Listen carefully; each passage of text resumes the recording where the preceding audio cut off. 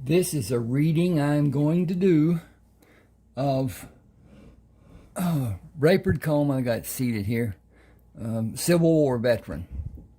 Have a continuation to it being Rayford Coleman, Texas Cattleman. But it's done in two parts because this one has 116,000 words on it. A normal ebook, somewhere around 80. Gotta warn you about the ads. It's how YouTube makes money, somewhat. And they have gone to, instead of where mine were manual, and it would later on be that AI, excuse me a second here, AI would make a placement of ads every 6 minutes or so, which is difficult, I understand. The thing about it is, when they make money, I make money. And that's a part of the reason for having this. The real reason is to sell my ebooks. I have 31. 30 are published, one is not. And Smashwords holds the 30, smashwords.com. You can go there, look at Ronald Walker, look at Rayford Coleman, Civil War veteran, or Rayford Coleman, Texas Cattleman, or Decorated for Duty, or Summer Help Wanted, or one of those.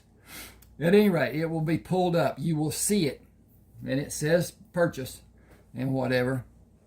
It's easy to do, but I'll lose money with you doing it that way. If you send me an email telling me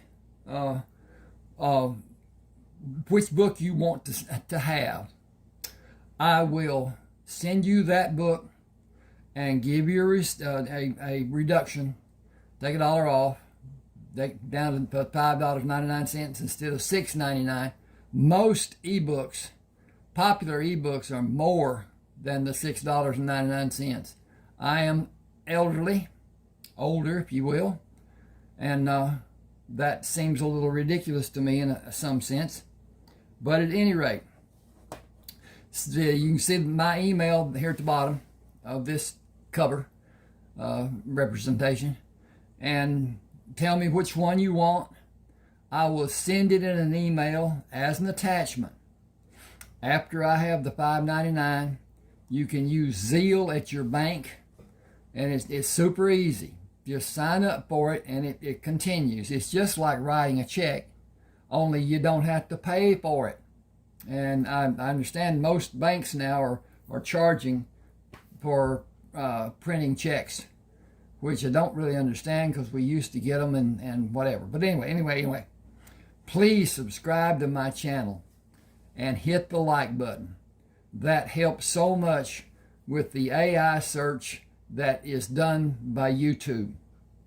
And it's one of those things. This is about Rayford Coleman, Civil War life and after. Also contains portions of Carlton Brisbane, which I wrote about Carlton Brisbane in Decorated for Duty. It goes on about his life. He was raised as a Quaker, and they are pacifist, and he was shunned by the community when he joined the army to protect his fellow man, and he felt it his duty. We all do, I guess, to some degree. I was in the Navy. At any rate, do hit that like button. Subscribe and hit the like button. Your subscription does not have anything to do with your computer. It is only on YouTube page. And it doesn't bother, it doesn't slow down, there's no problem as far as the subscription goes. You can have thousands of subscriptions and it will not slow anything. At any rate, if I think about anything going on through this, I will talk about it. There were, with this, I took a little license. There were men, let's back up here a minute. The supplies that the Confederates had were always diminished. They were never what they really needed. and sometimes didn't get anything, whatever. At any rate, toward the end of the war, the conflict, the Confederates didn't have enough powder to load their guns, and they were mostly flintlocks, mostly you get as much harm to you as you might do to somebody you're trying to shoot. Burn your hand, burn your face, whatever. The old gunners for the Navy were all burnt because they were near where the firing was going on, and when the flame and whatever came out of that fuse hole, when it blew up, they caught part of it. And so they looked burnt, and they were. At any rate, I'm going to start here. This is chapter 1. It's going to be lengthy because that's what people have asked for. They want to be able to stand and prepare food, wash dishes, do whatever they're doing, and work on the car, whatever, and listen to it being read. So here it is, but they want longer. I've been doing 35, 40 minutes or whatever because YouTube has a restriction on length of videos to some degree, but I don't know what they are and don't have a way to find out. Hold on to it. Whatever. This is starting near the end of the conflict, as General Grant called it. At any rate, here we go. Charge, came the order from Major Collier. Carlton Brisbane held his position. Wait.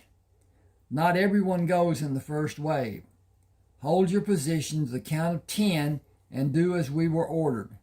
Do what we practiced and run in a bent position and do a belly flop on the ground when you're close enough to engage. Be a small target and bring your wrath down on the Confederate line. If you raise your rifle into the air to reload, you will tell the Rebs where your position is. Load your rifle with it flat on the ground or as close to the ground as you can manage. Do not raise it up and do not raise your head until you are ready to fire. I'm going to change this. Give me a second here. That'd be a better thing not to do. Where is this? Aha, there it is. Okay. Up is extraneous. So I'm going to... Okay, go back. Do not raise it and do not raise your head until you are ready to fire. Find the target with your left cheek on the ground and use your right eye to look for your next target. Breathe. Okay. I'm going to save this. Just a second. And done. Okay. I'm going to interject here. This was Rayford's method of fighting, Indian style, they called it. And it was not done as is most encounters. They stand, and sometimes they move toward each other, which is insane in my way of looking at it. But anyway, our army during the wars that I was familiar with did practically the same thing, but not so much in Vietnam when it became guerrilla warfare that they were fighting, so they became guerrilla warfare anticipationers, and they had a whole lot less people killed that way. It's a shame that we spend so much money, so much effort on finding ways to kill another human being. But that's how it is anyway. Right now we have a conflict with Iran because they are close to making a nuclear bomb. And they are a rogue generation. The whole purpose is to kill non-believers. And it's one of those things. At any rate, where I am. Load your rifle with it flat on the ground or as close to the ground as you can manage. Do not raise it and do not raise your head until you're ready to fire. Find the target with your left cheek on the ground and use your right eye to look for your next target. Breathe in to fill your lungs and raise your rifle to sight it on the target and let part of the air out of your lungs. Hold it and steady the tip end of the rifle while you keep it in line on the target and slowly squeeze the trigger. Let the rifle do the work. Keep your nerve and execute your duty like your life depends on it. Keep your head down and stay small, and you may live to see the end of this day. Stay on the ground until you know it is safe to do anything else. But don't get up right away. Wait to be certain it is safe to move and you cannot see a target to shoot or have someone shoot at you. Men have been killed by men they thought were dead. Think about what you're doing and wrangle your body around to be able to roll away from the battle line to stay out of sight of anyone waiting to have a better shot at you. Roll until you are out of range of their guns. They are short on powder, and the range the bullet they shoot at you will travel is far less than the bullet you will fire at them. He looked at the line of men standing on the opposite side of the open field. We can go now. Do not stand straight up. Bend at your waist and knees and keep low, and stay low until you find a good position to fire from. Watch where the cannonballs are landing and move away from that area, but not far.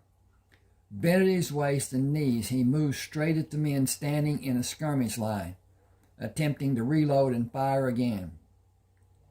He dropped behind the prone body of a man who was struck by a cannonball. He left one of the Henry rifles on the ground on his left side and raised the remaining Henry rifle, took aim and squeezed the trigger. He quickly pressed the left side of his head against the soft ground and levered a cartridge from the tube into the firing chamber, selected a target and fired. After firing the rifle 6 times, he continued watching the Confederate soldiers and measured the time he judged needed for the heat in the barrel of the rifle to lessen. After firing 16 times, he moved the rifle away from his body to place it safely on the ground. He moved his left hand as low as he could reach down the barrel of the second rifle and pulled it up a few inches, moved his hand lower on the rifle and inched the rifle higher. He caught the end of the barrel in his right hand and pulled it as far as his right hand could reach. Feeling the leather covering the butt end of the rifle, with his left hand he began swinging the butt away and gradually pulled the rifle in a circle over his head and around to his right side. He moved up on his elbows, pulled the hammer back, took careful aim at a clear target, and squeezed the trigger. Jacking the empty shell out, he levered another cartridge into the firing chamber, located a standing target, and squeezed the trigger and waited for the barrel to cool before he fired again. He shot 16 times and reloaded the first rifle to fire 9 times before he stopped to watch the line of men move out of sight. Rayford Coleman asked, "Why did you stop firing the rifle? Are you out of ammunition? I have enough for both of us." Carlton smiled. "Thankfully, the rebels are retreating." Gathering the spent rounds, he placed them in a leather pouch he kept on his left side and loaded both rifles. The day is over without a winner being declared. We lost men and they lost men. No doubt we will do it again tomorrow. Staying where I am seems to be the best plan for action for the next few minutes. I have been shot in my back 3 times, once in my butt, twice in the back of my left leg because I did not wait as long as I should have. The problem I have is knowing how long is long enough. Crawling on my knees and hands while holding the rifle muzzles to drag the rifles got me shot in my leg and butt. The experiences are not beneficial for the rifles or for me. Sergeant Bennett came to shout at them, "Major Collier wants both of you." Rayford shouted back, "If I'm not getting commotion, it is not worth the effort it takes to go there. You better get your ass over there. You know how bad he can be when he's mad. He can be any way he wants to be. He knows where his bread is buttered. Please don't rile him. We need you to be with us. You and Coleman too. I will tolerate almost anything he has to say, but he will not exercise any of his self-righteous dominion over me. We have been down that road twice in the last 2 days. The old saying is, the third time is a charm. Carlton carried both rifles and did not salute Major Collier. Yes, sir, Major. Sergeant Brisbane, you are assigned to the 2nd Battalion Field Hospital. Take Sergeant Coleman with you. I told you to exercise chivalry, and you both disobeyed my orders with your animalistic tactics. I cannot discipline you or Sergeant Coleman, but I can move you out of my command. You are disruptive men. When you are reassigned, make sure it is not coming back under my command. Yes, sir. Thank you, sir. Rayford turned sharply and marched away from Major Collier with Carlton beside him. I intend to use the tactics I've been using, and no one will get me killed by having me stand as a target to be shot. General McClellan was as bad as every officer we had commanded us. Wait a minute. General McClellan was as bad as every officer we had command us. Sure, that could not be commanded. Who? Possibly. Okay. War is not gentlemanly. It is not courteous or chivalrous. It is stupid for anyone to believe. That is stupid for anyone to believe. Carlton remained grim. What is even more stupid is working under a doctor in another field hospital. I will not accept being assigned as Major Collier ordered. I am going to see General Grant. Get your gear, find him out, and come with me. This day will be an awakening or disaster according to what General Grant wants it to be. If he offers a drink, take it and wait to follow what he does. It will be a test. Do as he does, and the verdict of the test will be in your favor. I think I need a comma there. Let's see what it says. It says, no, do as he do. Oh, they stopped when 2 soldiers blocked the road. What is your business, Sergeant? Administration duties for General Grant. He is in the big tent in the center of the camp. The soldiers watched Carlton and Rayford ride toward the encampment. You did not follow instructions. I know those men, Sergeant Brisbane and Sergeant Coleman. What are they that you would disobey orders? Decorated men looking for a sit-down with General Grant. Are you brave enough to ask to see him? I am not brave enough to do more than salute and keep my eyes front and center when I meet him or anyone on his staff. That position may serve you well.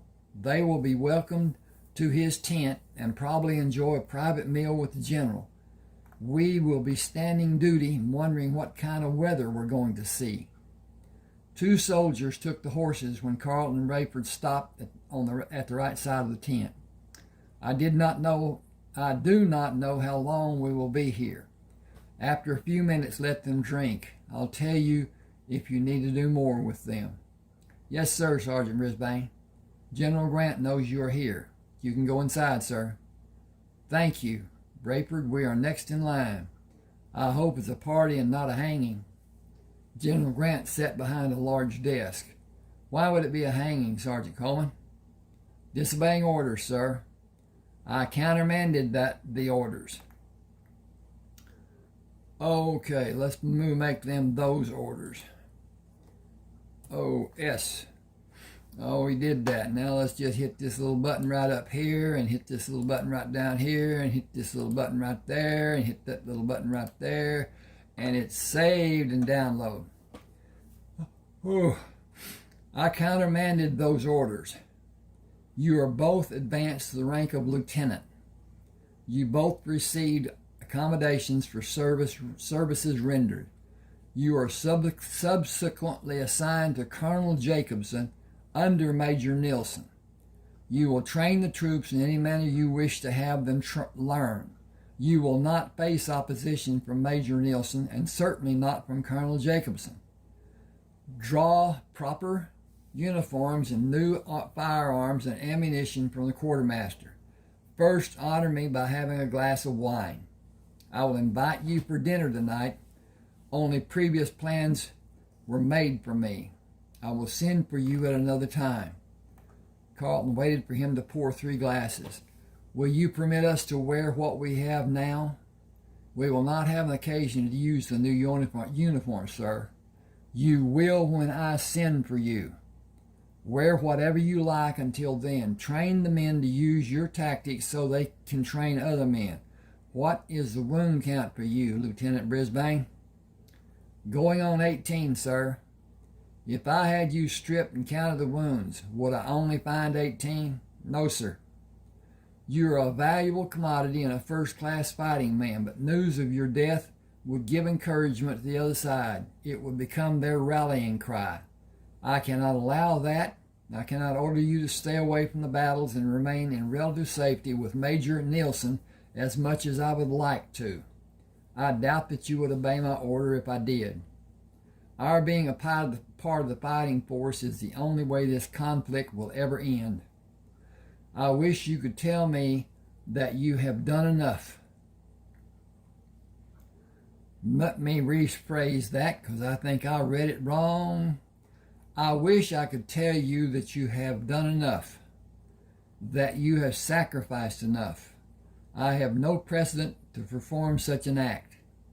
I can reward you for your service and sacrifice as the President has done before and did again today for both of you. Bottoms up and join Major Nielsen. Thank you, sir. No more wounds, either of you. Rayford shook his hand. That is easier said than done, sir. You have the rest of today to prepare the group of men, and you could stay with Major Nielsen until you have the men of that group prepared and sufficiently practiced before you begin the training of another group. You have no need to take the field. Carlton placed the empty glass on the desk. I would feel like a coward, sir. We will do both with preparations and actions. I had no illusions of what you will do. Get busy. I'll always have someone wanting something. That's how my day normally goes. These are your directives and consignment orders. I wish I had 1,000 men like you two. We can have 100 men trained in short order, sir. I have an order for rifles coming that have a greater range than what you have now. I will form special attachments of qualified men. I will need both of you to act as instructors for those men using the specially designed tactics which both of you favor. Carlton saluted. We should report, sir. We all have a part to play, lieutenants. Unlike my role, your roles are free of restraints. After leaving the general, Rayford opened the packet containing the orders. I get every ordnance I want. I want 25 repeating rifles. Can you get 20? Can you get 20? Hang on just a second. I need to check on my progress. And we're doing well, it seems. And I didn't turn that light off over there. Okay. Remember that General Grant said we have no restraints. We will see how many come in a case and make our selection based on case counts.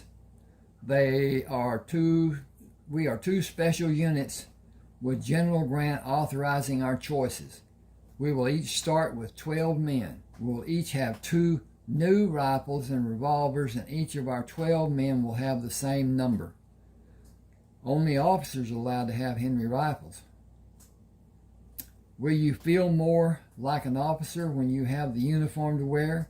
Will you have very few occasions? You will have, I got to get this up here so I can see it better, I guess. You will have very few occasions to wear it. Mount up and lead us to the quartermaster building. You can see it over the tents. Remember, we have no restrictions. We will need a wagon to carry all I want.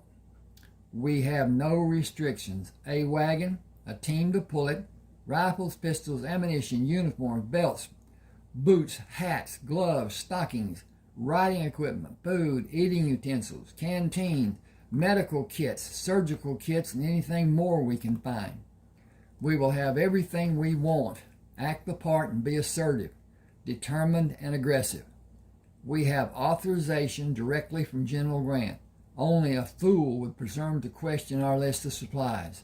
Our lives just got better on so many levels. We are officers with privilege under General Grant rescinding the authorizations. We are officers with privilege under General Grant. Rescinds. I left until out. Sorry about that. Need to get a drink. Oh, I can't get a drink because I ain't got it. It's over yonder. Give me just a second. I need to turn that light out and get the drink coffee. What I'll tell you about the war. The war didn't start because somebody declared. The war started because I can't stop him. Okay, whatever. At any rate, the war started because an agreement between General Beauregard and the commanding officer at Fort Sumter was that there would be no weapons supplied to Fort Sumter. And the first ship that came in did not have weapons of any form that could be seen.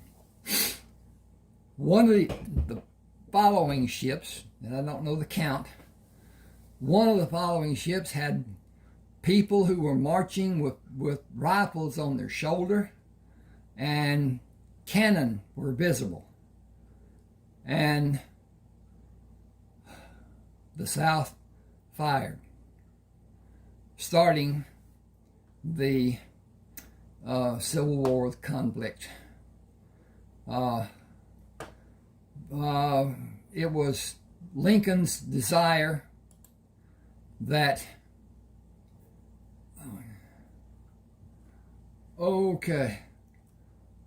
that the South be industrialized like the North and build the economy. The South was a agricultural community and did not have manufacturing, and to a degree still doesn't have. To a degree it does, to a degree it doesn't. Not like up north. The steel mills and the other stuff that was being done back then, whatever. But at any rate, that's another thing to do. Okay, I'm going to start here again. Okay. We are officers with privilege until General Grant rescinds the authorizations we have, and we will lead the best equipped units in the Army. The Confederate troops will wither under the firepower our units will have in a few weeks. Given a month to instruct and train our men, and we will be forced to hunt for an opponent. The fighting will be done in regions far from where we are now. We will still be targets as we are enlisted men, as we were enlisted men. We will still fight, and we may be wounded or killed. The Rebs have no interest in our being privileged. We cannot wear anything shiny that may draw attention to our position. I will continue the actions warranted by experiences. Just a second, I need to get readjusted. I got the chair back too far. Don't have a microphone, just a telephone microphone, and it's insufficient to some degree. At any rate, fill your wagon while I have mine filled, and we will report to Major Nilsson. A soldier took the horses. I'll water them and tie them to the post. See Captain Gorman inside. Carlton and Rayford moved up the steps and saluted Captain Gorman. We have authorizations from General Grant for all we will need. Tell Sergeant Klein what you need and sign the supply chit. Will you have 2 wagons brought to the back to be loaded? Will you have 2 wagons brought to be loaded? They will be waiting at the rear of the building, and more will be brought around if they are needed. He looked at Rayford. Tell Sergeant Morton what you need and sign the supply chit. He and Sergeant Klein will have the wagons loaded. What units are you assigned to?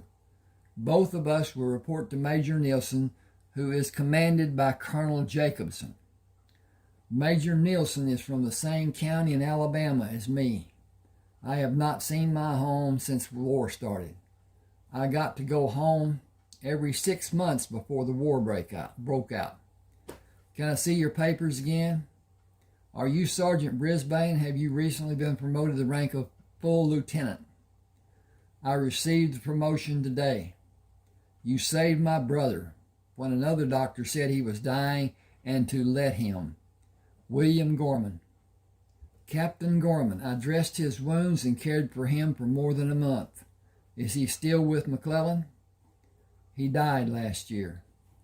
I am sorry for your loss. He was a good man and a fine officer. Thank you. He waved his hand in the air. Sergeant Klein, Sergeant Morton, take care of the needs of these men. Everything they need will be loaded in wagons at the rear. Have them sign for the supplies. Orders from General Grant. What unit will we list? You can fill their request as ordered by General Grant. Do I need to say more? We will do as you ordered, and you do not need to say more, Major. Lieutenant Brisbane, please come with me, sir. Sergeant Morton saluted Rayford. I'll be honored to help you, sir. Please follow me to the warehouse. Thank you, Sergeant. As they entered the warehouse, Sergeant Morton did a wide sweeping with his left hand. Where do I start? A new uniform? That will be suitable. Then about half of everything you have to offer. One wagon may not hold all it seems that you want. We were ordered by General Grant to train the men. We cannot do that without equipping and supplying them with what they need, and I cannot perform as I desire without the needed equipment and supplies. I will not change the order to fit into one wagon. You may see this to be taking inventory from your warehouse, but it is not yours or the United States Army property. It is supplies and equipment belonging to the men fighting this war. I can cause you to have a problem you will not easily live with if that is your choice. 5 soldiers came in the warehouse led by Corporal Forrester. Work detail reporting is ordered. We will open the doors to the loading dock and load the wagons with your permission, Lieutenant. That is the order of the day. Thanks to all of you. I will mention you to General Grant when I see him. He waited for the detail to open the doors. Will you cooperate, or will I find someone who will? I will do as I've been ordered. That will be sufficient. Wear the insignias and uniforms for officers. Carlton walked with Sergeant Klein into the warehouse, followed by 5 men. We should start with the cases of Henry rifles and Colt revolvers, not Springfield rifles. How many rifles are in each case? 12, sir. Put 5 cases in each wagon. 50 Colt revolvers and 25 cases of ammunition for the revolvers and 60 cases for the rifle in each wagon. Load a second and third wagon if that is needed to take the wagons to Major Nielsen's camp. Bring 2 additional wagons and we will continue. Carlton and Rayford rode horses to lead the 5 wagons. I am following the tracks made by the first set of wagons, as I am not certain where Major Nielsen is located.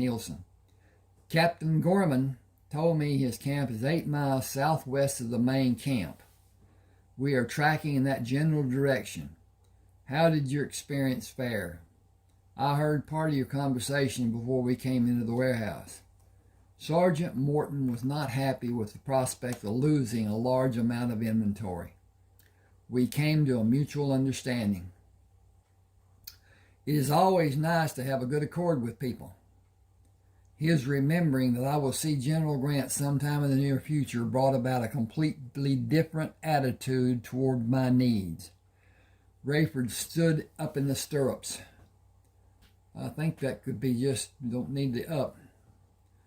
Okay, let's do this. Ding, ding, ding. Rayford stood in the stirrups. I see the coverings of wagons. We should meet sentries in a few minutes. And that should have, it do.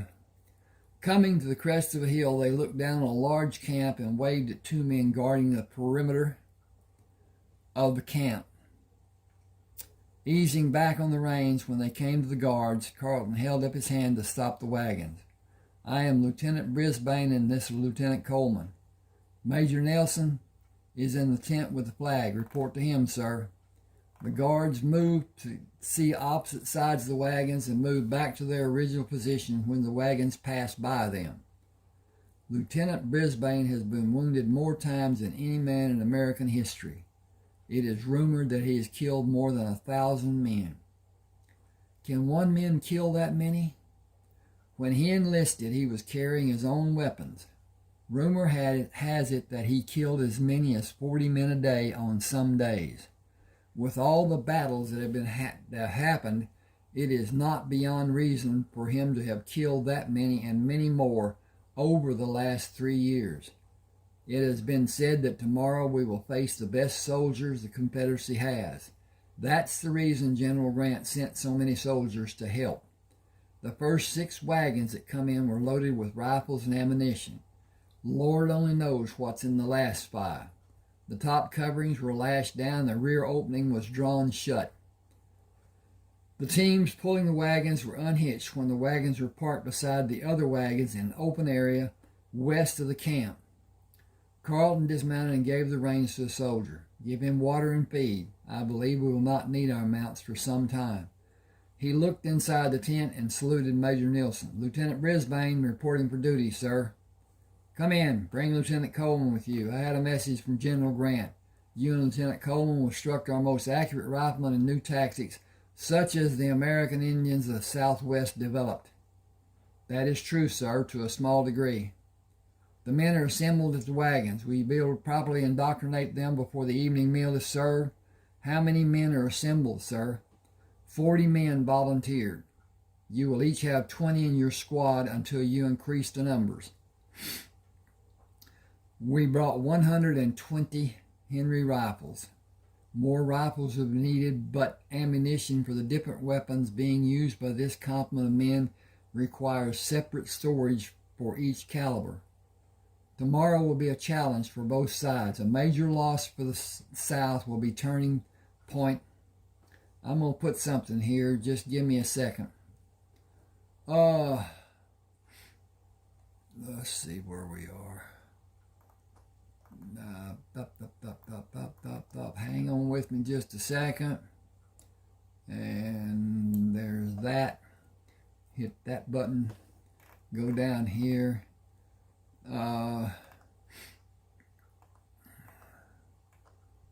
Here we go, right bar. And we're going to hit this.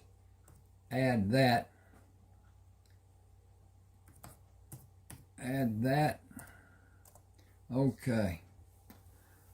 Major Nielsen said tomorrow will be a challenge for both sides. A major loss for the South will be a turning point in General Lee's ability to wage war in all the sections of the country the South troops are defending, the Southern troops.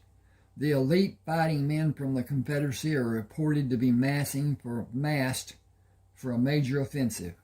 They should use the same tactics we have faced. They should use the same tactics we have faced so many times, and we should be able to repel the attack after the initial stand. If we are able to diminish the number of men who will come into the field after the opening volleys, the attack as planned may have little effect, and we should defeat the charge. That will end the campaign. They will gather more men and possibly do the same the day after. If we are able to maintain our positions and, hang on a second, repel the charge that day, they will withdraw. We have the greater number of men and we are better equipped. The rifles you brought might be the difference to decide how the battle will end, and the Confederate troops may withdraw tomorrow. I was concerned before both of you came with the wagon loads of ordnance. I am confident we will be victorious with your help. See to your duties and come for dinner and a poker game. Colonel Jacobson will be there. Here. Should be there. I'm going to make that there. Just for clarity.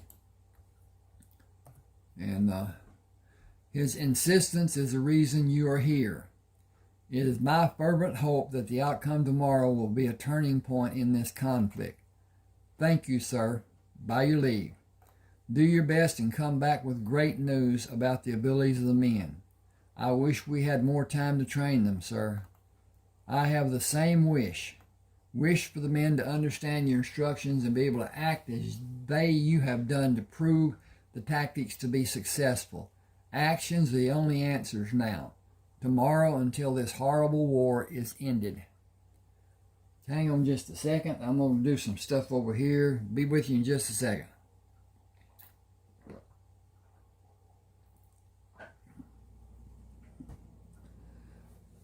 Carlton held the rifle over his head as he entered the clearing. Formed 2 sets of ranks of 5 men, 4 deep. We will begin instructions immediately. We will have no need for names. This exercise is being carried out to teach you a new method of preparing for acting in and accomplishing success in the field tomorrow and the following days. I see I have 23 men and Lieutenant Coleman has 22. Each of you will have rifles issued to you after this exercise. Form 2 circles and give us your complete attention. We will listen to questions after these exercises are completed. We will teach you how to approach the position you will take in the field and how you will manage your actions during the battle. We will act as an example for the actions you should perform tomorrow. Open a space to allow us to enter the field and establish a position to fire from. Your new rifles will hit a target at a greater distance than the opposing men will be able to shoot. We will demonstrate how to calculate a necessary distance after demonstrating what your actions should be. Both Carlton and Rayford moved outside the 2 circles and approached in bent postures. Keep your head down, shoulders forward, bent at your waist and at your knees. Present a target that will be too small at a specified distance for a man to accurately fire his weapon at you. When you reach your desired position, drop into a completely prone position, flat on your chest and thighs with your toes pointed outward from your body. Keep your toes in that position until the skirmish is over. Move from side to side, always facing the enemies as you progress to the firing position. Be the smallest target that you possibly can. Carry your rifle in one hand with the muzzle pointed at the position you will take, and when you start to fall on the ground, drop the rifle to place your hands on the ground. Turn your face to have your cheek on the ground and locate the rifle. Rub dirt on your forehead and face before you begin your approach to your firing position. With your cheek on the ground, apply dirt again and pull the rifle towards you. It will have a cartridge in the chamber. Pull the hammer back and bring the rifle up to the point it will be in when you bring it to your shoulder to fire. Do not raise your head to locate a target. Just move it along the ground to see with your right eye if you're right-handed. If you're left-handed dominant, you will have a choice to make. Live or die. No rifle has been built to accommodate your need. Shoot from your right shoulder and keep the target you offer as small as possible. I prefer to be on my elbows, but I have turned to be on my left side and fired from that position. Does any man think you cannot perform in the manner we have demonstrated? I will understand. It is not chivalrous or ethical. It is efficient. I am curious to know how long any of you have been in the field. Anyone who joined in 1861? No one answered. Has anyone been in this army longer than 3 months? 2 men said yes. What experience do you have in the field? None, sir. We were in commissary. Do any of you have field experience? No one answered.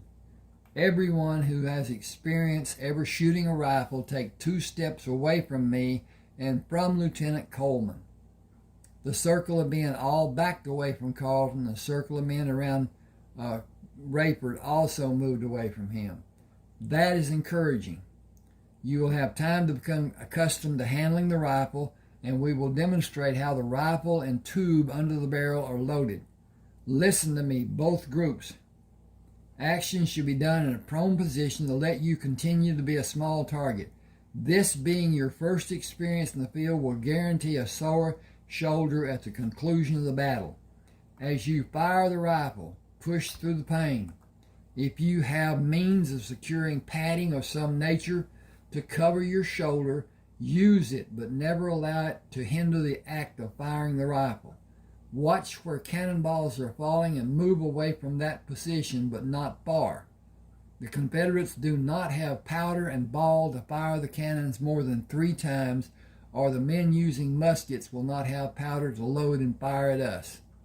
Give me your most concentrated attention, because this is as important as anything you have ever seen. Watch as we load the tube and the rifle. Remember how both are done. Your life depends on you being expert at doing them and doing them fast, but not carelessly. After filling the tube and placing a cartridge in the firing chamber, Carlton brought the rifle to his shoulder to hold in the firing position. A few things more for you to remember. The tube operates best with 15 casings. Place one in the firing chamber and the rifle will fire 16 times. When the flesh of a man is torn by a projectile moving at incredible speed, you do not need to shoot at him again. First, it is not needed, and when he is hit, the man will naturally fall. It may not be immediate, but it is a foregone conclusion. Find another obvious target, but consider the science of metal, such as a bullet passing through the metal bore of a rifle at a speed that is calculated in feet per second.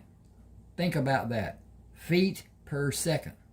I will break it down. The projectile leaving this barrel will travel as much as 700 yards in less than 2 seconds. That equals more than 500 feet per second. Many of the men in the opposing army are firing muzzle-loading muskets.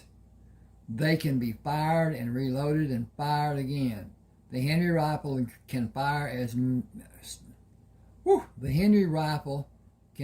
many times while the opposing soldier is reloading. The problem is the rifle barrel will become hot after it is fired 8 or 9 consecutive times, if it is quickly fired over and over. I fire my rifle twice and wait a few seconds before I fire again and wait a few seconds.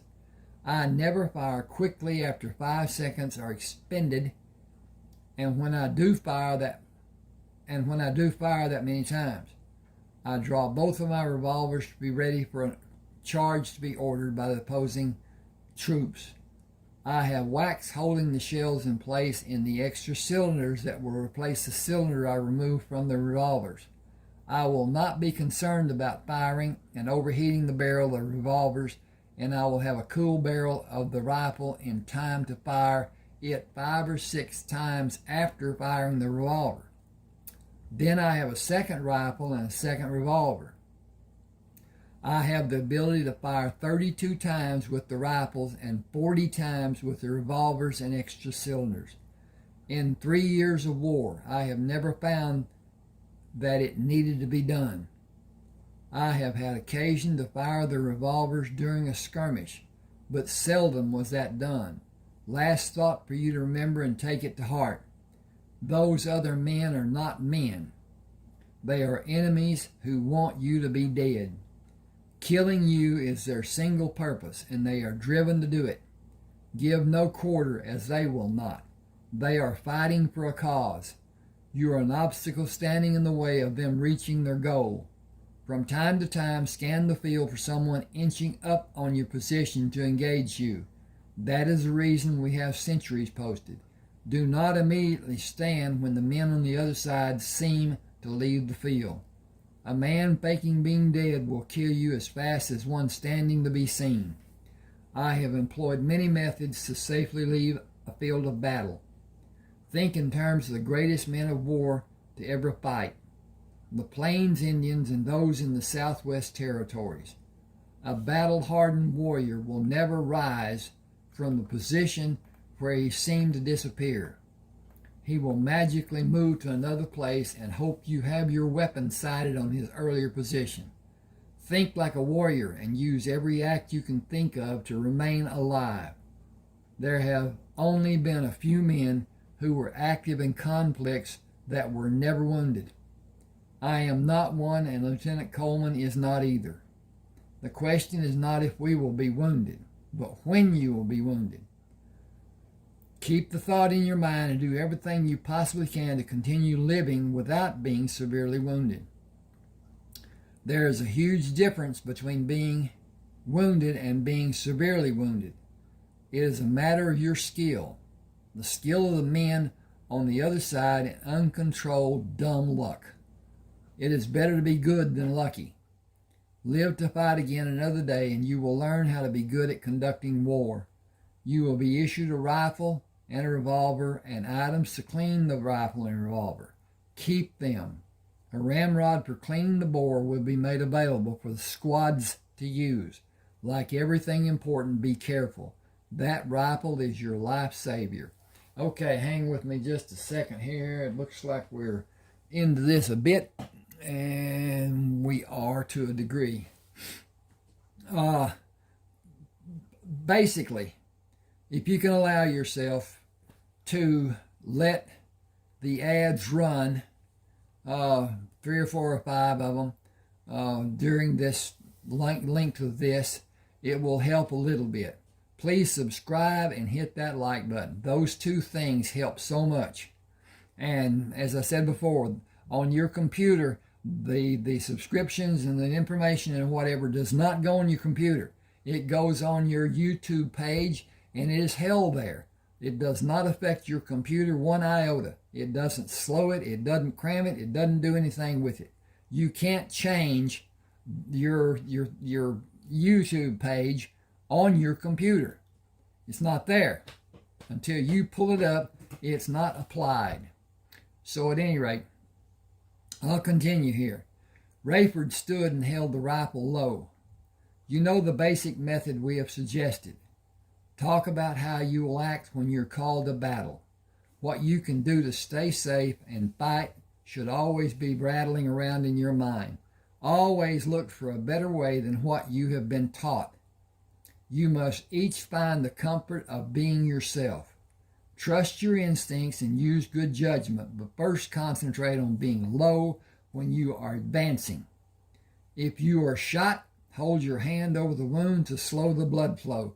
Do not raise your voice asking for help. Nobody will come to help until the skirmish is over. Breathe as normally as you can.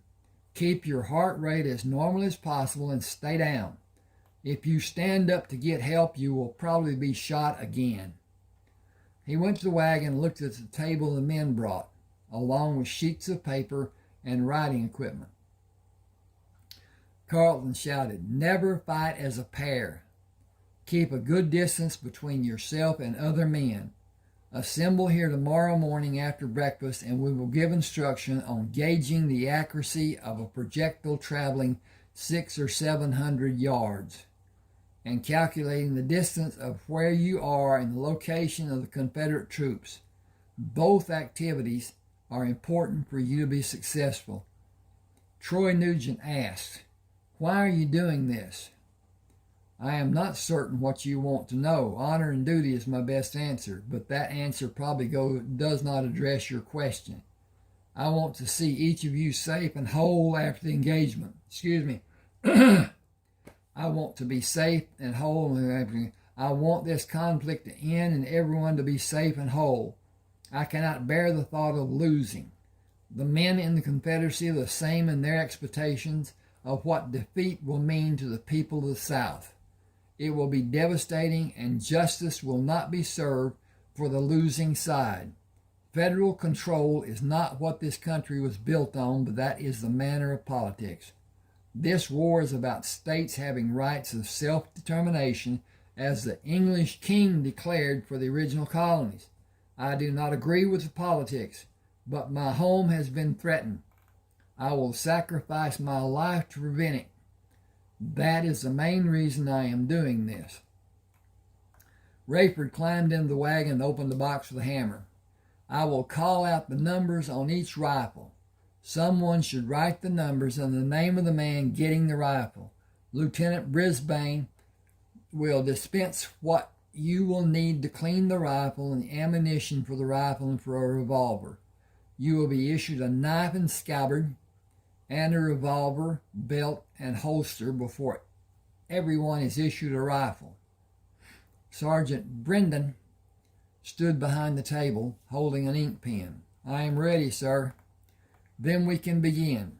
Call out your name and number, and if you are in my squad or with Lieutenant Brisbane. We need to know those 3 items of information for them to be recorded. Move away when I give you the rifle. Disbursement of the arms was quickly accomplished when Carlton took a rifle, pushed the lever down, and opened the chamber. First, push the rod down the barrel until you are able to see it enter the chamber and slowly pull it out of the barrel. Attach a patch. Dip it in the cleaner and run the rod and patch down the barrel. Run it out and discard the patch. Pull it out. Pull it out and discard the patch. Attach another patch and dip it in the cleaner. Run it down the barrel and pull it out. If the patch is relatively clean, run the rod into the muzzle and begin twisting the rod as you push it down until you can see it in the chamber, and remove it from the rod. Attach a clean patch and reverse the process by slowly pulling the rod up and twist it until it leaves the muzzle. Clean the excessive lubricant from the body of the rifle and the barrel until you are satisfied. This is the single piece of equipment you will have that can save your life. Be absolutely satisfied that you have it in peak operating condition when you take it into a skirmish. Will you be able to show the next man how to clean his rifle while you finish cleaning your rifle? Yes, sir. 6 soldiers came from different locations around the wagon. Sir, I am Sergeant Blevins, assigned to guard the wagons with Trowbridge, Hawkins, Tatum, Stevens, and Rollins. Can we get the new rifles too? Do you have Rate as a marksman? I can bark a squirrel at 50 yards. I can put him on the ground while he's still on the limb with a new Henry rifle, sir. We are all skilled marksmen. I have a mission tomorrow. I can use each of you if you're willing to face a cannon crew or more than one. My intention is to eliminate every man who makes an attempt to use the mechanism the Confederates have to launch a cannonball at our troops. Are you accustomed to firing uphill? Take a sight and raise the barrel to compensate. The same is true of distance shooting, except I have specially loaded bullets with maximum amount of powder. They can be dangerous if they are not used within a few hours of being loaded and the projectile is pressed into place. They will accurately reach a man 800 yards from your position with proper use of the rifle. You will not be as accurate shooting from a standing position with that much firepower, and it is not known if the soldiers we will face tomorrow have special rifles made in a foreign country that have a greater accuracy at a greater rate distance than the standard arms we have encountered. We will not linger in one location long enough to be a marked target. Guerrilla tactics, the Spanish word for the war. Surprise and ambush tactics, not fighting in the acceptable way. I want to be included, sir. It may be more dangerous than facing the line of soldiers shooting at us. The extra charges in our bullets will allow us to be out of range of the standard weapons the Confederates have. I doubt that they will have a long-range weapon because Europe has promised they will not become involved in this conflict. The French promised General Lee that they would give the South support, and all the prominent countries voiced their opposition to it being done. The French would contend with the American Navy, and I believe that would be a catastrophe for them. Did you watch the performance Lieutenant Coleman and I enacted about staying low when we approached the firing position to engage the Confederate Army? I believe we are aware of the intention. Excuse me a minute. Oh, I've got to check on this thing. And we are about halfway finished.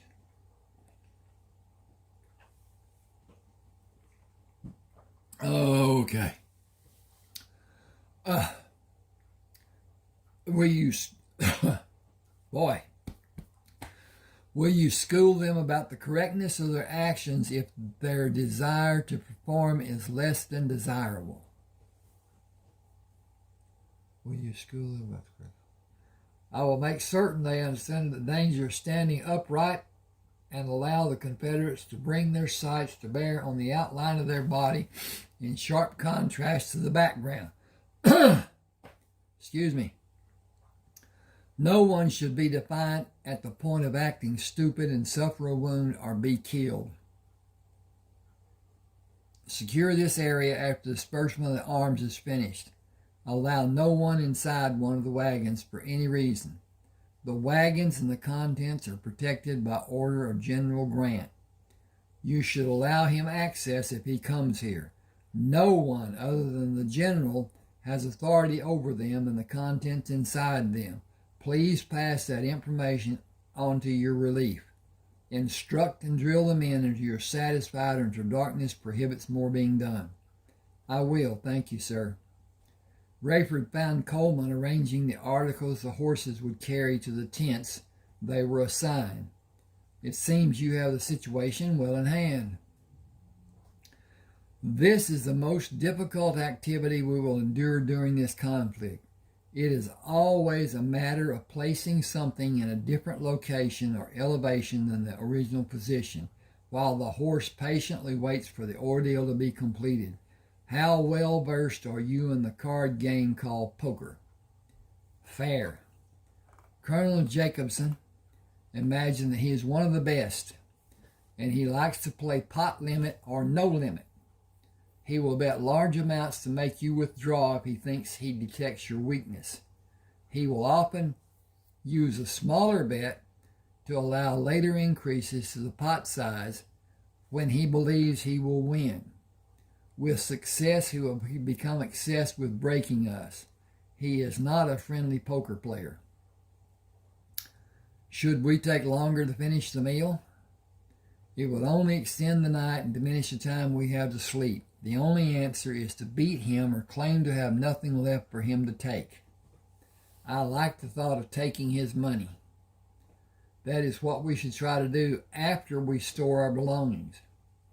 Rayford gave the soldiers the reins to the horse Carleton rode earlier. Our saddles and bridles are marked. Come with me to Major Nelson's tent. Stay to see if he will need his horse tomorrow morning. He asked for his mount to be delivered after sunrise. We will have an early start and be in the field ready for the Confederate troops to assemble. I believe the noonday sun will see the battle occur when the Confederate troops routed long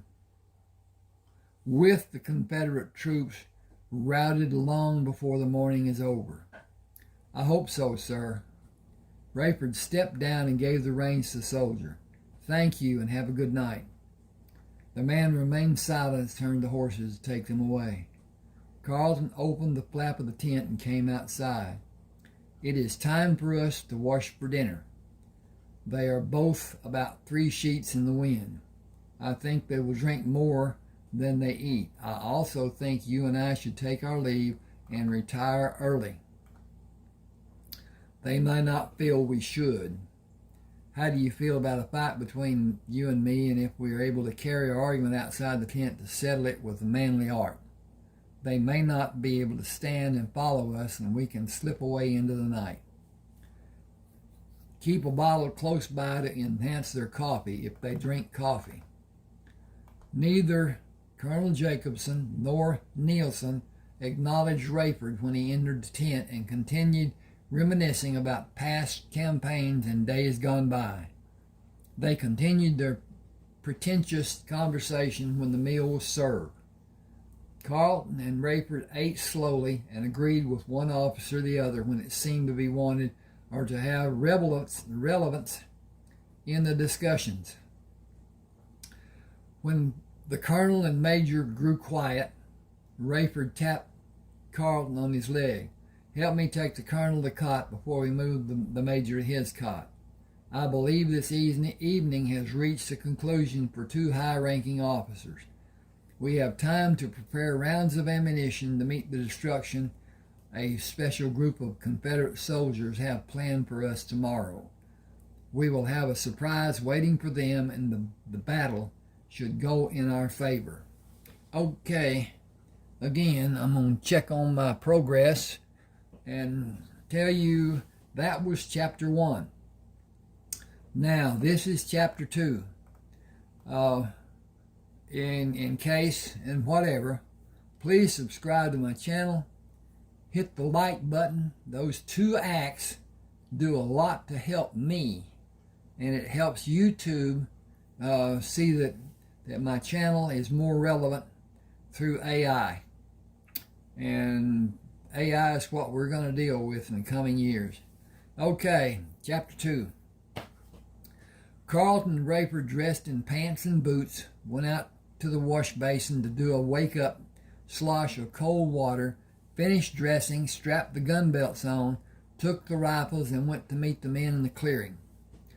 Carlton met Sergeant Blevins, Tatum, Hawkins, Trowbridge, Stevens, Rollins, and had the other men gather around him in close circles to instruct them. "I will position the other men and take you to a location I believe will give us a surprise advantage over the Confederate cannon crews. Lieutenant Coleman will position the men in his squad and find what he believes will give him and 8 men the same advantage that I believe we will have. The Confederates will bring the cannons first, and their attention will be on having the cannon placed to have the greatest effect.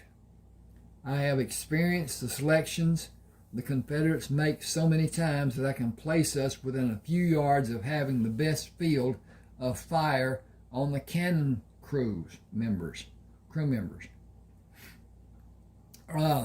Old habits will get you killed. Being unpredictable may save your life. These arranged battles are completely predictable. Confederate men dug shallow holes yesterday to guard the cannon crews. We dug holes to counter those positions. We will be farther away from the front line of the men who will make use of them. Their rifle shots will not reach us. After their first volley, the Confederates will reload and fire. Following that practice 5 times, they will reload and mount a charge. Facing repeating rifles will stop the charge, and the troops will probably follow what they have previously done and withdraw. We have superior numbers and superior firepower. Got to tool up here. Confederate Army has never exercised patience except in attempts to disrupt our supply shipments. Every battle has been an exercise in courtesy. I do not understand their mindset or their practices. We will not do more than end this battle as soon as possible. If everyone has their ammunition and is prepared to work to that end, come with me and we'll find the favorable firing positions. Rayford met Sergeant Brendan, and the 7 men Sergeant Brendan chose to fire on the cannon crews. The men in my squad, gather around. Take these bags of ammunition to load your rifles and keep the charges you have in the leather bags you will take out of this wagon. I think you will fire less than 16 times. We were up into the wee hours of this morning loading the ammunition. Use it wisely. Take targets that are well defined and let others take out the ones less defined until the less defined targets are all you see. Use your good judgment and stay low to the ground. Do not be well-defined targets for the other side. You should have heard Lieutenant Brisbane tell about the holes that were dug.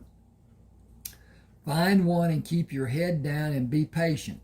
Your legs may become stressed. It is a common occurrence in battle. Suffer a little or probably die. Those are your choices. Suffering will only last a few minutes, as this battle will only last a few minutes if our strategies work. It will give you a few minutes to load your rifles. I will give you a few minutes to load your rifles when we will take the field and wait for the battle to begin. Do not be brazen in any manner. Live to fight another day, please. Do not wait for orders. When the firing begins, do your best to end this skirmish quickly with good judgment and considerable patience. Choose your target with patience and adjust the elevation of the barrel of your rifle to make a successful shot. Discretion will come to the wiser veterans in the Confederacy, and their troops will withdraw. Do not move to stand immediately. Wait for the call of all clear. Even if you are wounded, do not stand for any reason. I need to change something here. If I can find the cursor. And there it went. Okay. Dink there, dink there, dink, dink, dink, dink. Leave it there. Okay. Call for help if you're wounded and wait for help to come or when you hear the call of all clear. If you are not wounded, draw your revolver and sweep the area that has men who may be waiting to have a clear shot on an unsuspecting man. Carleton positioned his man left of Rayford to stay within his view and watched the cannon crew pull a cannon backward up a slight rise. Sighting on the closest man pulling on the tongue of the carriage, he squeezed the trigger and brought the barrel down after the recoil to watch the man fall backward. He immediately brought the rifle up to sight on the closest man pulling on the carriage wheel, squeezed the trigger, lowered the barrel, and watched the man fall. He brought the barrel up and watched as a crew of men fell around the cannon, struck by the barrage of Union rifles. The men in the holes fired at the Confederate men who stood with their rifles ready to engage the Union troops. They were not able to find suitable targets. They were cut down where they stood by a fierce barrage of bullets, and the shooting on both sides stopped. Men attempting to move the bodies of the original cannon crews were perfect targets for Carleton and Rayford's men. Another line of men moved to reinforce the position of the fallen Confederate troops. They were immediately eliminated. Men crawled to drag the lifeless bodies away from the two cannons, and the crews of men attempted to move the cannons. They were systematically eliminated. A third line of men moved to take a prone position to fire on the Union troops with a second line kneeling behind them. The noise of both Confederate and Union troops firing was unlike anything Carleton had earlier experienced. He saw Rayford struck by a bullet to the top of his head. He continued firing and was wounded in the upper left quadrant of his chest. He rolled over on his back and opened the pack to take out a sterile pad to apply on the wound and held it in place. One more reported wound and I will be taken out of this war. I wonder where I'll be sent. I saw a piece of Rayford's head fly up when he was shot. No man could survive that kind of wound. Damn. I lost my best friend. The Confederate troops attached ropes to the cannons and pulled them to a safe distance away from the Union soldiers. After movement of the Confederate soldiers was no longer detected, a shout of all clear brought the men carrying stretchers to assist the wounded. Carleton watched as Rayford's limp body was moved onto a stretcher. Goodbye, old friend. I will miss you more than express. My life in this army will never be the same. Rayford opened his eyes and moved his flattened hand on what he decided was a sheet covering a bed. He slowly raised his right foot and brought it down, and raised his left foot and brought it down. He rubbed the heels of his feet on the sheet by moving them apart and bringing them together, then repeated the movements over and over. I need to have a drink. If y'all will wait for me just a second.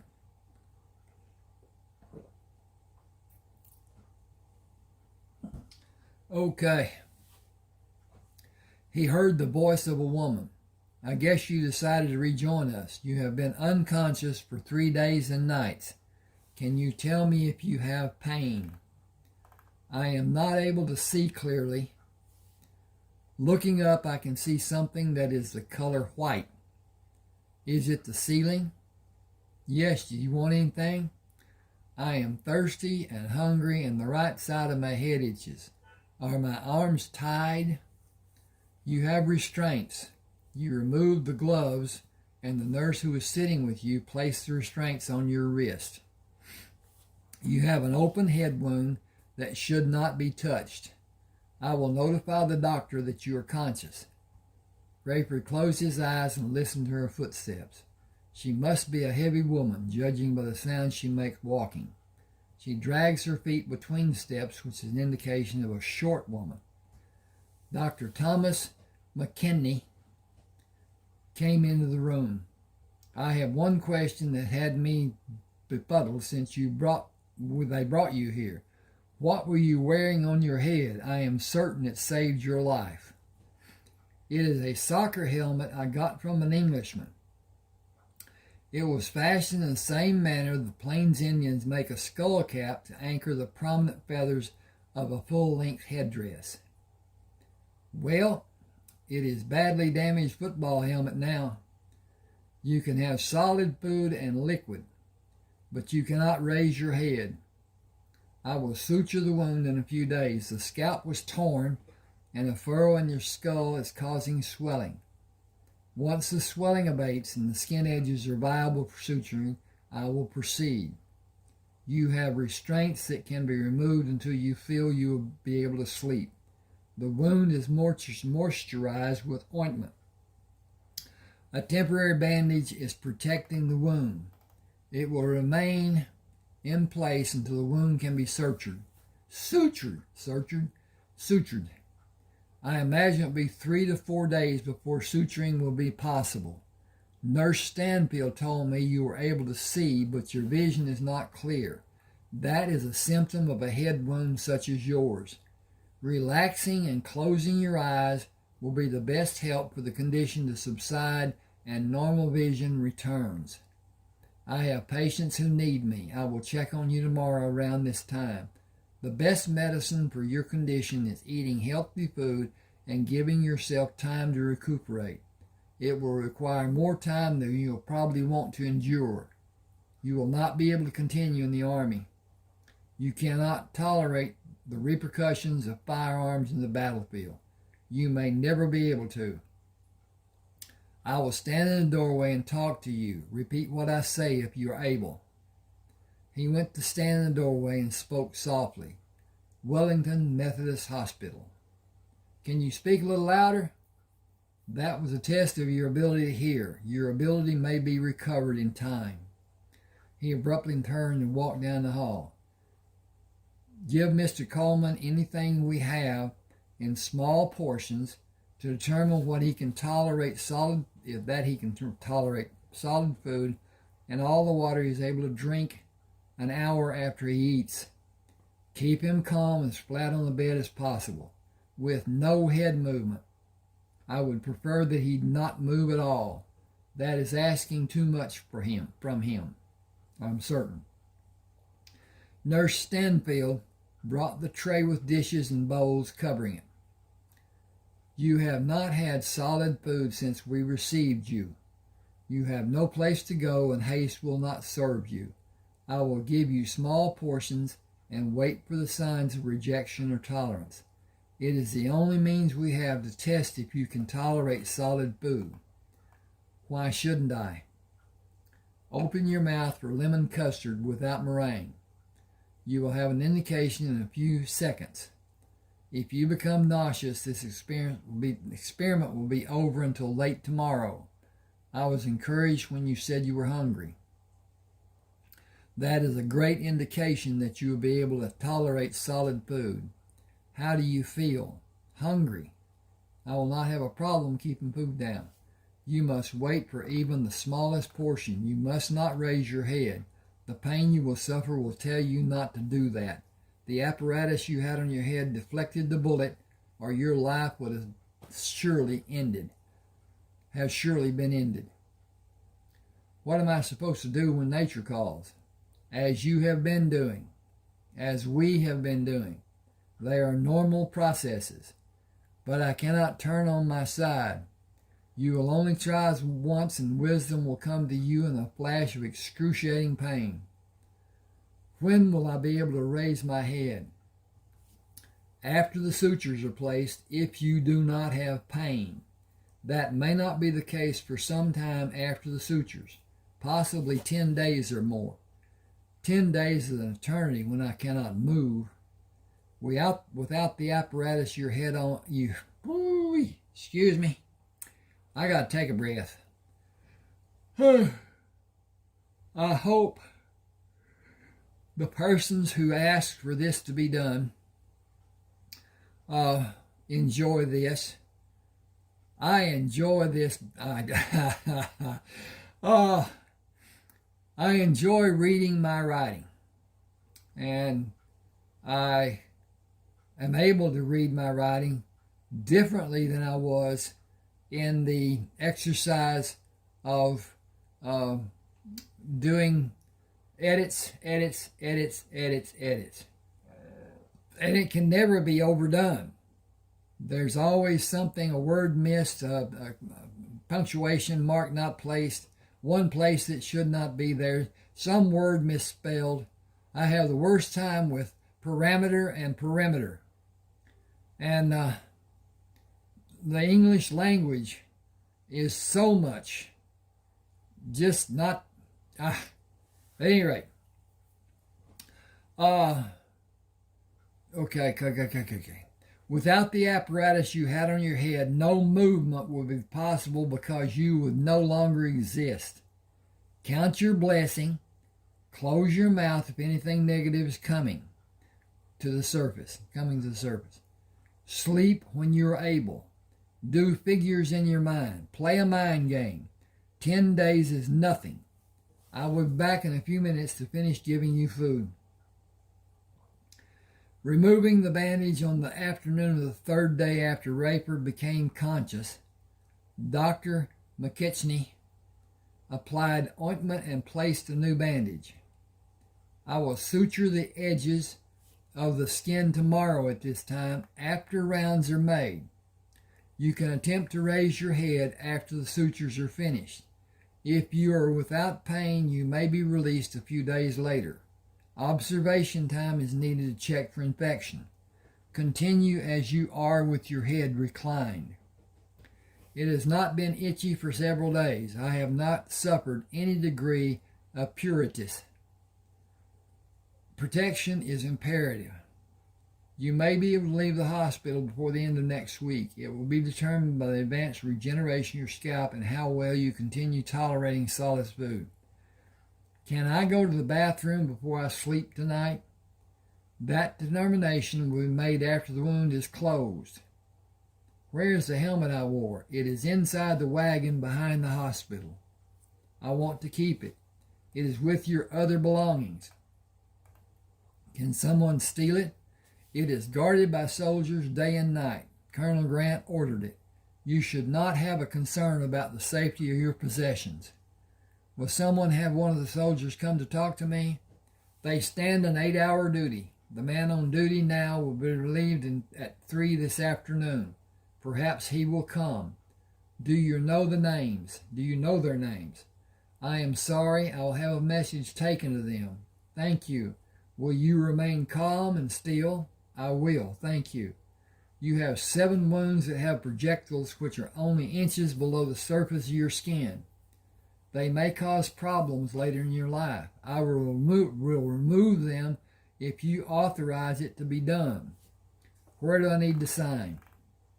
Your verbal permission is all that is needed. I will do the evacuations when you are able to turn on your sides on a table and when you're able to sleep lying on your chest.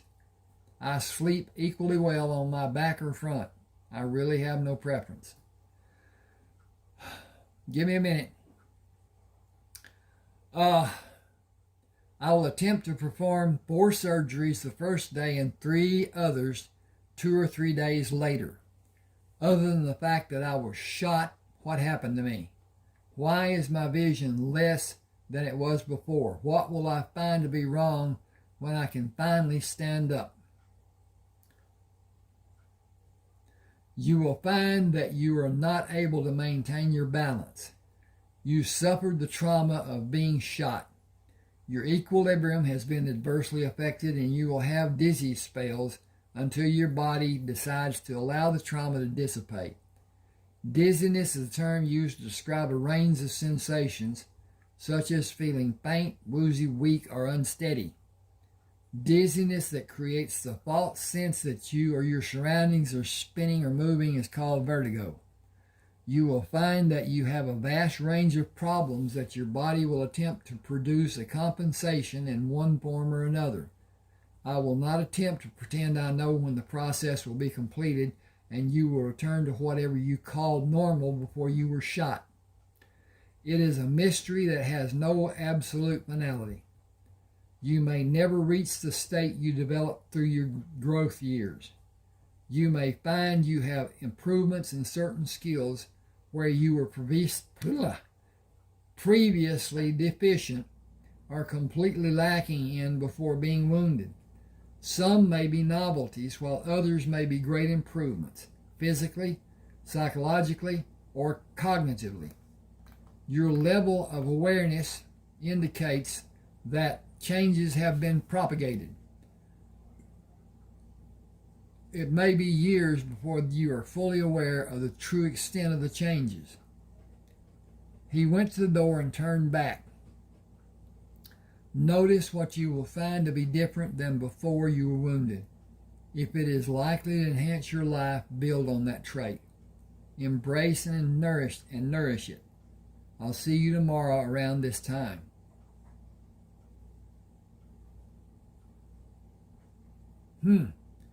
Got a noise somewhere. Nurse Stanfield checked the restraints on his right wrist and moved around the bed to check his left wrist restraint. I will loosen them when I feel you will stay awake. You made such great progress. It will be a shame to have a setback now. Why did you allude to my progress? So many indications. Solid food the first day, wanting to take care of your toiletries, exercising patience when getting out of bed is one of the strongest desires. I need to check on 2 patients. I will not be gone long. I am stationary. I cannot move. I have been fed and cleaned, and I guess say that I have been nursed. Guess I can say. Hope you and other nurses know how grateful I am and how embarrassed. Thank you for all you do. Rayford heard a door down the hallway open and close. I have not heard that sound until now. It was definitely a door moving. Is my hearing improving? Is there a reason I have not heard the door until now? Being immobile will not be something I will miss doing in my old age. Heavy footsteps in the hall drew his attention away from considering his possible gain in hearing. The sound of footsteps stopped at the doorway. Lieutenant, I am Sergeant Tyrell. I have been standing guard duty at your wagon. Can I do something for you? Anything, sir. Can you sit with me a little while? I have not had news of happenings for these many days. I don't know where to start, but the Rebs moved south right after the last battle. They lost over 1,000 men. The rumor mill says they will mass down south and fight down there. We won't go down to help and leave this area open to be attacked. I am due for a discharge. 35 years in the Army. It's all I've known since I was 13 years old. I was a tracker for Colonel Griswold for 8 years, been his advance scout for 6, and I brought in meat for 2 years before Colonel Taylor took his command. He brought a pair of Indians to track and hunt. About a week after he took command, they took off and never were seen again. I tracked them for 2 days. They were headed west and they were making dust on the way. I was with him 3 years and got an assignment to be an instructor at the military academy. I was there until the war started. I turned 48 2 weeks ago. I don't know what I will do with what's left of my life, but I will not stay here. I hear trapping out west is a good life. If you like being cold, I want a warmer climate than the freezing weather of the places you will live to trap wild animals, and wild animals may be a problem for you in those cold regions. I will go to Texas.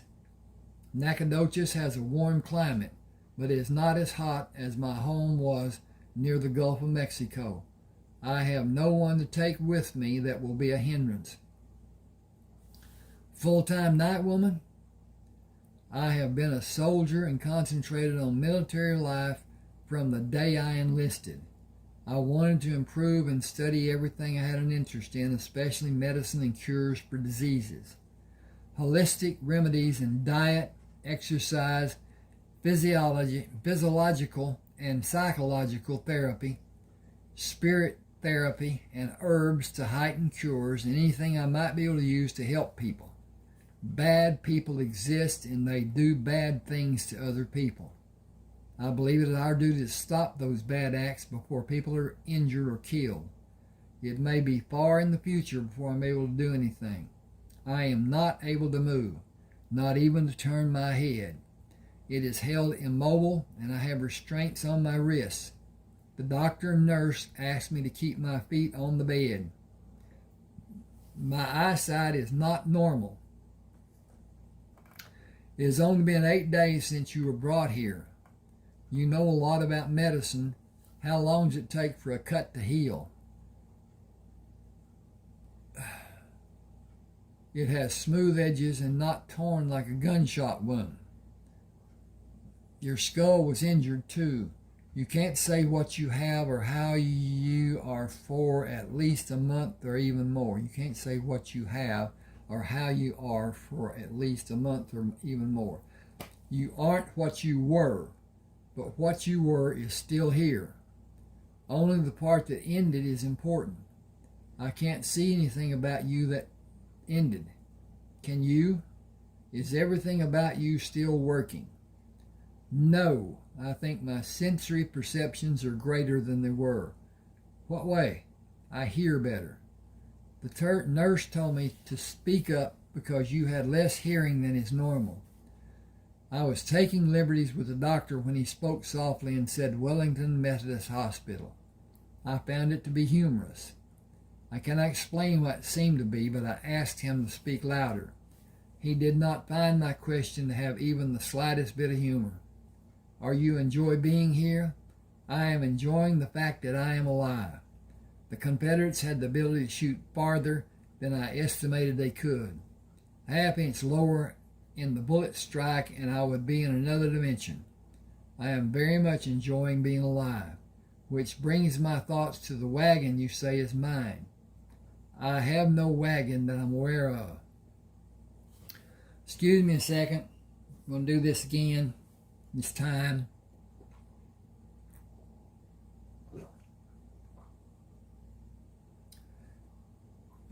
Okay, then the man speaking. General Grant had us bring it to the hospital. Following the ambulance and brought you here.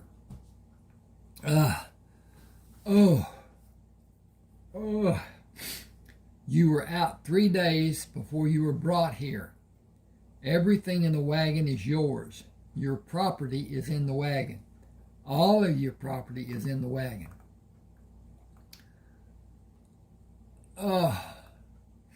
That is a surprise. I have no recollection of having property. I don't know. No one is allowed in the wagon. We have written orders from General Grant to protect it with our lives. He placed his hand on the bed and leaned closer to Rayford. I better go. Albers will be wondering where I am. None of us sleep during the daylight hours. How many men are with you? Joseph Albers, Henry Clarendon, Clyde Oliver, and me. We are all due to retire, and we can't go back to our homes. We joined the wrong side. I cannot understand that reasoning. The South didn't have an army before for me to join. We didn't have a part in the war being started. Politics did, and greed from the North. This war is nearing an end. Every battle we're in, the Confederates lose. They are growing shorter on men every day. Their supplies are almost non-existent, and they are fighting in too many different areas with too few capable men. I believe that one major campaign will be the last. But even the Confederate leaders are not sure how they can pull men away from those concentrated areas to mass the number of men needed to mount an attack that might allow them even a small chance of a victory. If I am right in my estimations, the loss of men in the big... I'm getting gooky here. The loss of men in the big battles will decimate the number of fighting men in the different areas they are holding, and all of the Confederate army will be lost. Battle by inevitable battle and peace by inevitable peace. That won't help us. We are from Mississippi and Alabama. That does pose a problem. I plan to get clothes that do not scream out to anyone that I was a Union soldier, and I will take nothing with me that has a identifying mark of the Army, and go to West Texas for the rest of the summer and take cattle to Matagorda Bay and stay in South Texas for the winter. Next spring, I'll plan to go to land I inherited in northeast Texas. I joined the Army when there was only one Army. I have no affiliation with either the Union or the Confederate Army.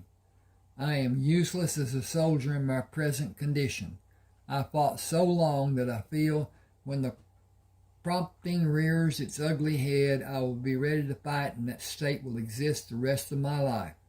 Just as soon as I can stand to get to the fight and be able to identify my adversary or his location, should sight be limited. You may need help doing all that you want to do, and we have nowhere to go. If we can get the same style clothes and wagon, will you allow us to go with you? I have no ready answer because I have no idea when I'll be released. When I leave, I will be happy to have your company. We will need to agree on certain conditions, but we cannot cross that bridge until we come to it. Everything is too uncertain for me at this time. I am hopeful that tomorrow will close out the old life I had and bring a beginning for my new life. I will be happy to roll you around a wheelchair when you need me or one of us. I'll come back to see you tomorrow. Thanks for coming. My curiosity is running away with me. I want to know what is in the wagon. I have a key. I don't have any idea what it fits. I was told to give it to you and you would know. I have no recollection of what a key might fit. That may not be the case once I am up and able to move around. I know I'll enjoy being in the sunlight, but I have no idea about when that may happen. Excuse me just a second. And, okay. All right, here's a break. Nurse Stanfield spooned a serving of scrambled eggs into Rayford's mouth. Breakfast will be your only meal before the sutures are done late this afternoon. Dr. McKitchney will anesthetize the areas and use forceps to pull the two edges together and suture them. You can have food after the sutures are placed if you want. You may delay eating if you feel nauseous. I do not think I will feel anything except relief that I will be able to move my head. That may not be possible. Dr. McKechnie will decide if that will be allowed. You have not shown any progress. What progress should I have shown? I am completely immobile. Your speech is the same. You have not asked questions about anything. You have not asked for anything. I am a soldier. I have been for the greater part of my life. Soldiers wait for orders. We never ask questions. I am anticipating getting out of this bed. When is the only question I have. Dr. McKechnie may not allow it today. If he does or if he does not, I will comply. Finish the rest of the eggs. I had all I want, thank you. Rayford heard footsteps in the hall. They stopped at the open door. I'm Clyde Oliver, sir. Will you be able to visit for a few minutes, sir? If you dispense with the title of sir, please. I am a patient, not an officer. No, sir, can't do that, sir. Come in and pull up a chair. I can do nothing more than what you have seen me do, but I am cognizant of my surroundings. I am fluent in the English language, and I can still have a fairly decent conversation. From your eloquent rejection of my request, I will hazard a guess that you are one of the men attached to the detail of men guarding my wagon and my possessions. I heard Nurse Stanfield leave the room. Will you obey an order? I must, sir. Come around the bed on my right side.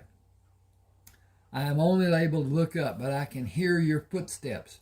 Are you about 5'9"? Do you weigh about 185? You have not seen me. How can you know those things, sir? I heard you walking in the hall. Your strides indicate your height, and the heaviness of your footsteps is an indication of your weight. You are from either Alabama or Mississippi, and I would guess you have black hair with a thickening of gray. Can you see how the restraints on my wrist is tied? The restraint, not the restraint. Yes, sir. I will not order you to untie the restraints. I will ask you to do it in the one on my left wrist. Neither of them are necessary. Clyde loosened the restraint and finished freeing Rayford's right wrist, then moved around the bed and loosened the restraints from his left wrist. Rayford held his hands up to see them. I have wondered about the extent of my lack of ability to identify an object closer than the ceiling. I can see my hand perfectly. My near vision is obscure as I cannot distinguish the ceiling. My far vision is not affected because I can clearly see my arms and hands. I have not been restricted in movement for reasons that elude... Back up. I have been restricted in movement for reasons that elude me. I believe it is for the convenience of the nurses. I have no intention of doing anything to my head or the bandage on my head. They have an unwarranted fear that I might. Do you have a revolver with you? Yes, sir. Is it a 5-shot Colt? It is, sir. May I have it? Where do you want it, sir? Under the lowest pillow on my right side with the butt away from my head. I will not be treated like a criminal after the sutures are sewn in my scalp this afternoon. If I feel the need, I will leave this hospital and go to the wagon. The concern I have is that I may not be able to walk normally due to the possible problems with balance. We are supposed to report any wish you have to General Grant. I do not believe that will be necessary. The threat to do it might be needed. How far are we from the camp? Less than 15 minutes by horseback, sir. We could have dinner with General Grant if you will join me. I don't think a sergeant qualifies to have dinner with the general. Not like a captain does. It is lieutenant, sergeant. I am a lieutenant. You are a captain, sir. When did I become a captain? I only know the orders we have to serve and protect Captain Rayford Coleman and your possessions, sir. Will you please place the restraints on my wrists? Do you want them tied loose or tight?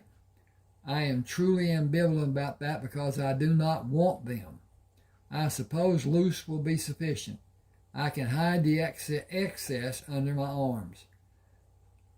I suppose being controlled. I despise being controlled, even if it was thought to be needed, which it was not. I feel I will do better if I sit with my legs over the edge of the bed and move my head. Above all else, I want this captive existence to end. Hang with me just a second. I got to check again. And so, yes, we're doing well. I don't know what that might be like, but I don't think it would sit well with me either, sir. Have you considered what you will do after your retirement? It is going to be so different than Army life, but I have not seen combat. I don't have that hanging over my head. I think getting new clothes will make the difference we need to look like we are civilians. I have been told we have an air about us that shouts of us being military. We will always identify with the military, but pushing cattle will change that for me. Living my life on a farm will do that even more. Being self-sufficient instead of dependent as I have been will be more satisfying. To some degree, we have been held captive all the years we have been in the Army. Quiet now, Nurse Stanfield is coming. How do you know that? I hear her footsteps. I don't, and how do you know it's her? It could be the doctor or someone else. The doctor has a lighter sound to his footsteps than Nurse Stanfield, and he is talking to another nurse about releasing a patient. The patient's lungs must be clear or they will keep him another day. Nurse Stanfield hurried into the room. I will have the orderlies turn the bed around for more light. They are bringing the items needed to suture your head. This might not be what a visitor should be witness to being done. I have plenty of experiences sewing up men. It won't bother me.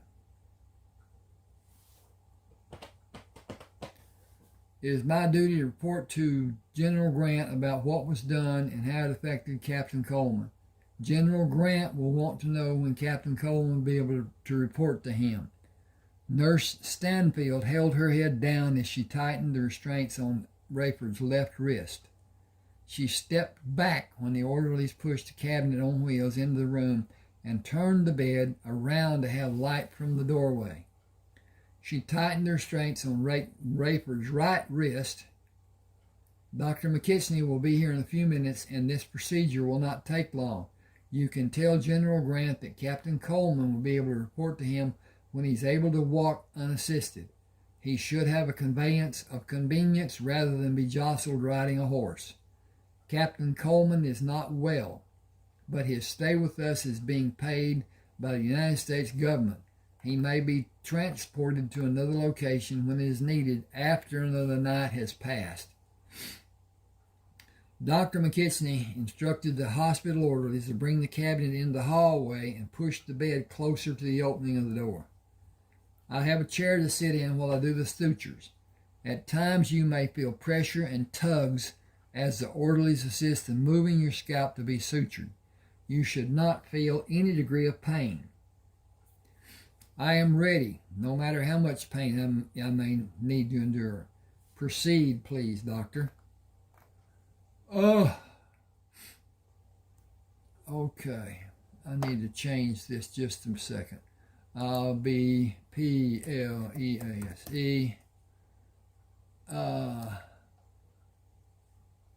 Okay. That's more better-ish. And then click this button, and click this button, and click this button, and click this button, and be done. I saved it. My eyesight is not what it should be. I'm getting a little double vision here. I don't know why, but at any rate, maybe that my blood sugar has gone down. I need some sugar to replace. Bye-bye. I'll take care of that in a few minutes. At any rate, he watched. Okay.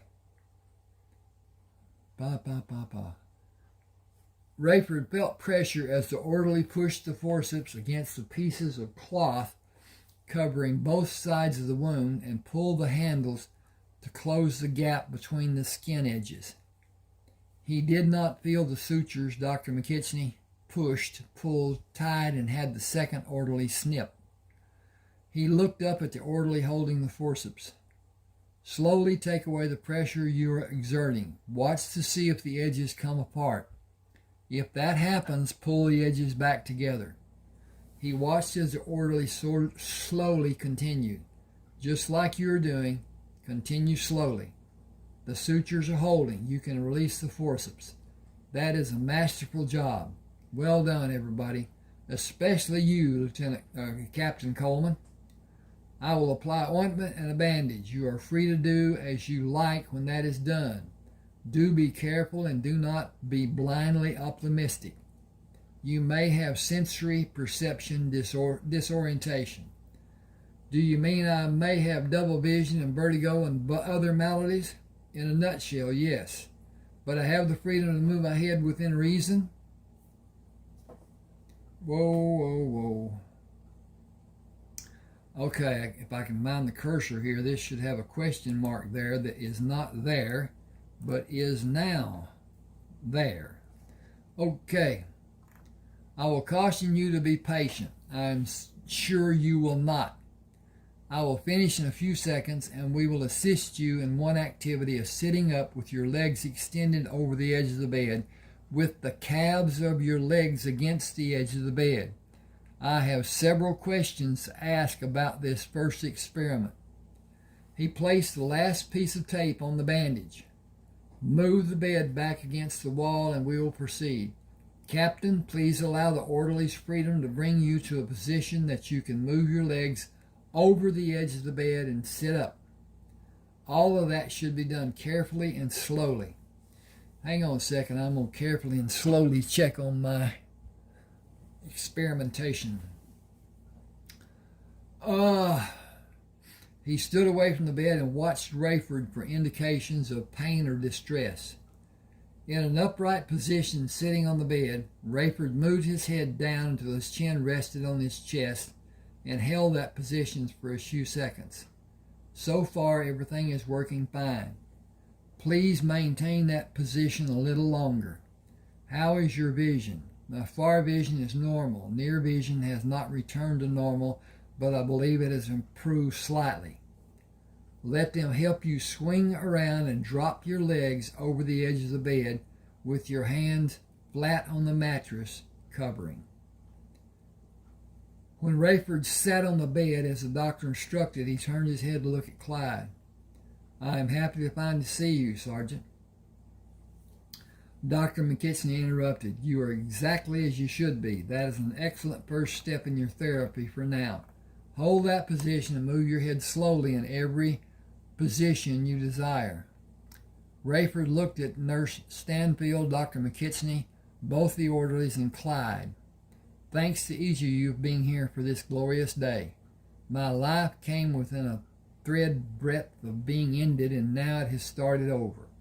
All because a soccer helmet with layers of leather laid over and over and over that deflected a bullet intended to end my life. Is it possible for me to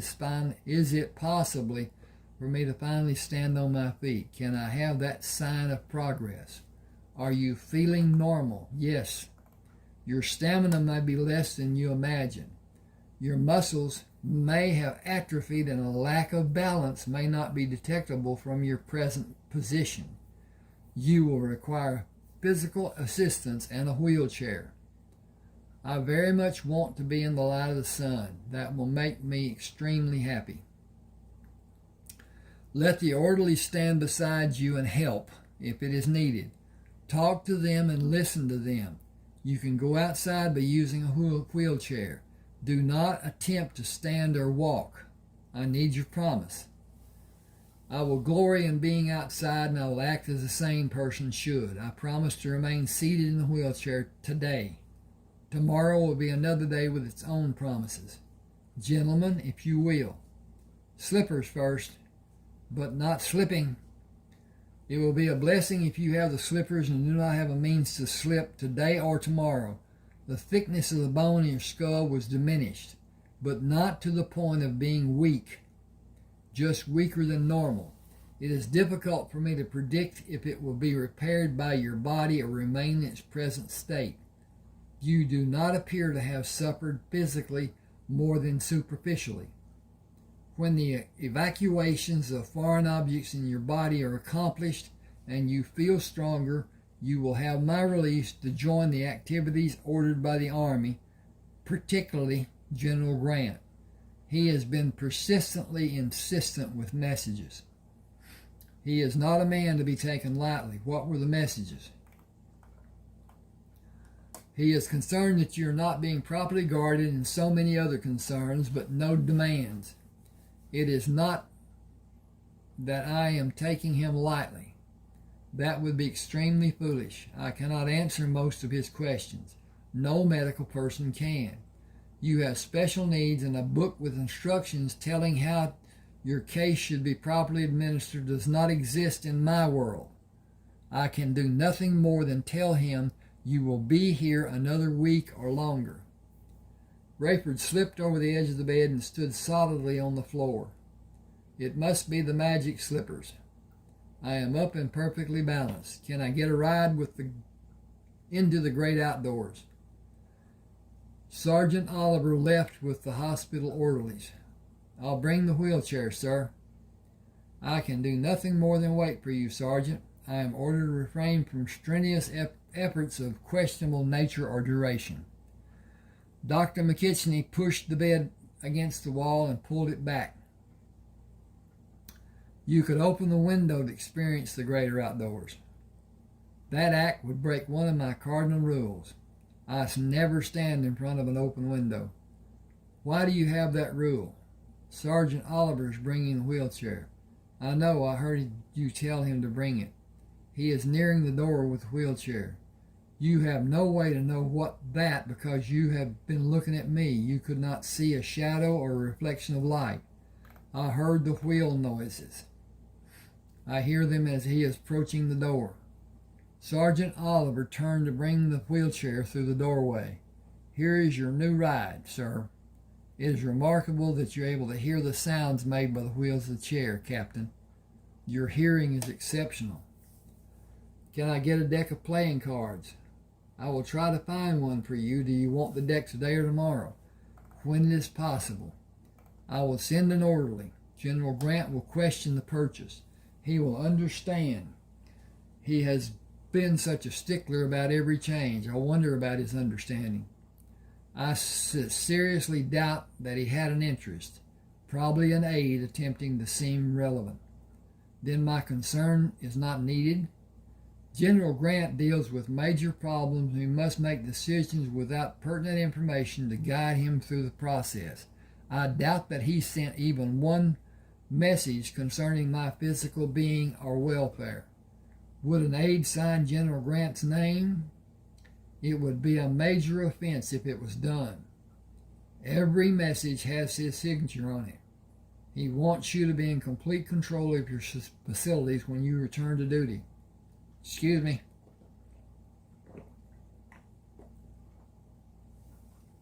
I cannot use the wheelchair today. I suggest that you do the surgeries today and tomorrow, beginning now. I have everything needed except the orderlies. Sergeant Oliver turned the wheelchair around. I'll be right back, sir.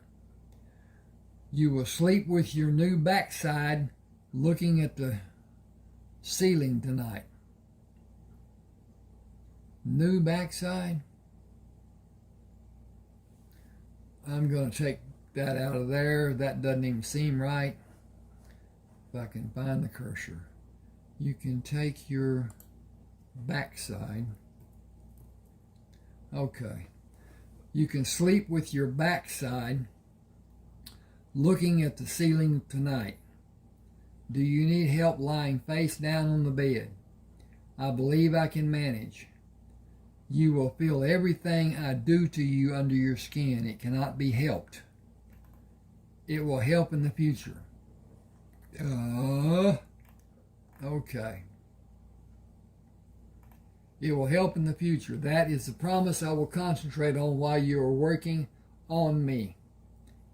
Fast actions will suit me best. I will make the incisions as small as possible. It will break the skin. It will be painful each time. Extracting the object and suturing the incisions will be prolonged pain. Tell me when you're ready. Tell me when you are each time you're ready to do it.